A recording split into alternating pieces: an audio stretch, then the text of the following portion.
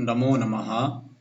आज संस्कृत सुधा पुस्तक के षष्ठी कक्षा के प्रथम पाठ को पढ़ेंगे।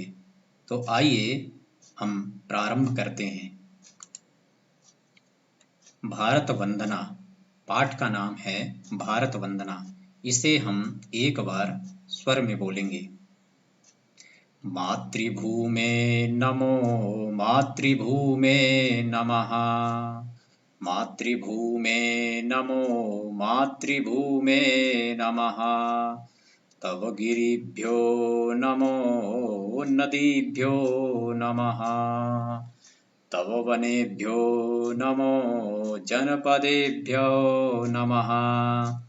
तव कणेभ्यो नमः अणुभ्यो नमः। मातृभूमे नमो मातृभूमे नमः। प्राणदे त्राणदे देवी शक्तिप्रदे। रिद्धे सिद्धे भुक्ति मुक्तिप्रदे। सर्वदे सर्वदा देवी तुभ्यं नमः।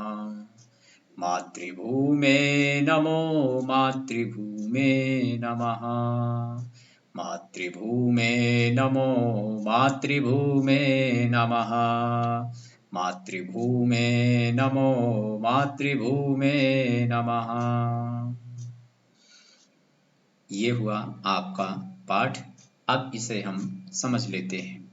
देखिए ये क्या है, श्लोक है। इस श्लोक को समझने के लिए सबसे पहले हम इसके अन्वय को देखते हैं, और उससे भी पहले आपके इस पाठ में कुछ शब्दार्थ दिए हुए हैं। यहाँ पर आप देखेंगे, जैसे मातृभूमि। मातृभूमि का मतलब होता है हे मातृभूमि। नमः इसका मतलब होता है नमस्कार। तव तुम्हारे, गिरिभ्यः पर्वतों को, नदीभ्यः नदियों को, वनेभ्यः जंगलों को, जनपदेभ्यः राज्यों को, कणेभ्यः कणों को, अणुभ्यः अणुओं को, प्राणदे प्राण देने वाली, त्राणदे रक्षा करने वाली, शक्तिप्रदे शक्ति प्रदान करने वाली, रिद्धे संपन्नता देने वाली, सिद्धे सिद्धि पूर्णता देने वाली, भुक्ति मुक्ति प्रदे भोग और मुक्ति देने वाली, सर्वदे सब कुछ देने वाली, सर्वदा सदा, तुभ्यम तुमको। ये कुछ आपके पाठ में आए हुए जो कठिन शब्द हैं उसके अर्थ यहाँ पर दिए हुए हैं, आप इसको देख सकते हैं। इसके बाद हम इस श्लोक को समझने के लिए, अर्थात इस पाठ के श्लोक को समझने के लिए हम सबसे पहले अन्वय पे चलते हैं। अन्वय क्या होता है, सबसे पहले आप समझ लीजिए। अन्वय का मतलब होता है कि जो श्लोक होते हैं, तो कवि जो श्लोक लिखते हैं उन श्लोकों में कर्ता कहीं और होता है, कर्म कहीं और होता है, क्रिया कहीं और होती है। कर्ता कर्म क्रिया के अनुसार एक व्यवस्थित वाक्य में उनको लिख देना, उसी को हम अन्वय कहेंगे। सरल सा हिंदी में अन्वय का मतलब यही है। तो अब हम इसके अन्वय पर चर्चा करते हैं। हे मातृभूमि तुभ्यम नमः, अर्थात हे मातृभूमि आपको नमस्कार है, तुमको नमस्कार है। हे मातृभूमि, पुनः इस शब्द की आवृत्ति हुई है। हे मातृभूमि तुभ्यम नमः। हे मातृभूमि तुम्हें नमस्कार है। तब गिरिभ्यः नमः। गिरि का मतलब होता है पहाड़, पर्वत बेटा, है ना। तब गिरिभ्यः नमः, तुम्हारे पर्वतों को नमस्कार है। तब नदीभ्यः नमः, तुम्हारी नदियों को नमस्कार है। तब वनेभ्यः नमः, तुम्हारे वनों को नमस्कार है। तब जनपदेभ्यः नमः, तुम्हारे जनपदों को नमस्कार है। तब कणेभ्यो नमः, तुम्हारे कणों को नमस्कार है। तब अणुभ्यः नमः, तुम्हारे अणुओं को नमस्कार है। हे मातृभूमि तुभ्यम नमः, हे मातृभूमि तुम्हें नमस्कार है। हे मातृभूमि तुभ्यम नमः, तुम्हें नमस्कार है। हे देवी, हे प्राणदे, हे देवी मतलब हे देवी, प्राण हे प्राणदे, प्राण दे का मतलब होता है प्राण देने वाली, हे प्राण देने वाली। ये सब संबोधन किए जा रहे हैं, माँ सरस्वती को संबोधन करके ये सब कुछ बोला जा रहा है। हे प्राण दे, हे प्राण देने वाली, हे त्राण दे, हे रक्षा करने वाली देवी, हे शक्ति प्रदे, हे शक्ति प्रदान करने वाली देवी, हे रिद्धे, हे रिद्धि प्रदान करने वाली देवी, और हे सिद्धे, हे सिद्धि प्रदान करने वाली देवी, हे भुक्ति प्रदे, हे भोग और भोग प्रदान करने वाली देवी, हे मुक्ति प्रदे, हे मुक्ति प्रदान करने वाली देवी, हे सर्वदे, हे सर्वदा रहने वाली देवी, तुभ्यम नमः, तुम्हें नमस्कार है। हे मातृभूमि, तुम्हें नमस्कार है। हे मातृभूमि, तुम्हें नमस्कार है। इस तरीके से ये इसका अन्वय हो गया। अब हम इसके थोड़ा सा जो कुछ क्वेश्चन दिए हुए हैं उसको हम देख लेते हैं। आपके बुक में 2 ही क्वेश्चन दिए हुए हैं पहले पार्ट में। तो पहले पार्ट में पहला क्वेश्चन है, अपनी याद की कोई संस्कृत वंदना लिखिए। तो कोई भी आप लिख सकते हैं इसमें। तो इसमें हमने 2 वंदना लिख दिया है, मुझे जो याद था।